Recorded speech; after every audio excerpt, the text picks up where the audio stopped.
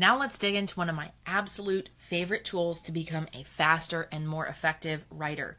It works in all areas of your life, so you're welcome, because this is not just going to help your writing journey, but it's going to help you deal with all of the other things you need to handle on a regular basis, like doing chores and tasks around the house, dealing with administrative stuff, answering email, or doing any other type of project for your personal or professional life. Batching simply refers to trying to do all similar activities together. So remember earlier in the course when I talked about changing lanes in your brain and how detrimental that can be to focus on different types of activities at a time? Trying to do 20 different activities across the course of a 4 or 8 hour workday is really taxing for your brain, and there's no doubt that you're exhausted at the end of it. By doing all similar activities together, however, you cut down on some of the distraction and some of that mental fatigue that comes with jumping from one task to another. So what do I mean when I say doing all similar activities together?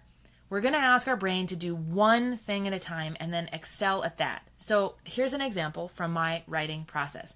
I'm going to focus on researching, writing, and editing as 3 very distinct processes. I'm not going to sit down and write one piece from beginning to end. I'm going to do each phase of the project individually. And so I might be working on 2 or 3 different client projects at the same time, but I'm gathering all of the research together. So I might spend 30 minutes gathering research for one client, 30 minutes gathering research for another. And so that might be something I do on a Monday to get ready to focus on the rest of the week.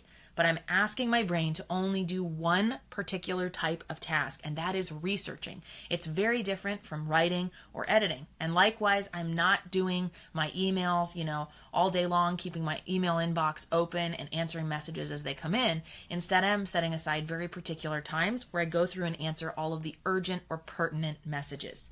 Batching is really, really powerful, and it has the other benefit of, if you're a writer of any type, you're going to space out the process. So no more procrastination, because if you're doing researching one day, writing the next, and editing the third, you can't do what you need to do on the second or third day if you haven't completed what's required before. So it also keeps you on task and makes sure that you're not doing that last minute race to the finish line.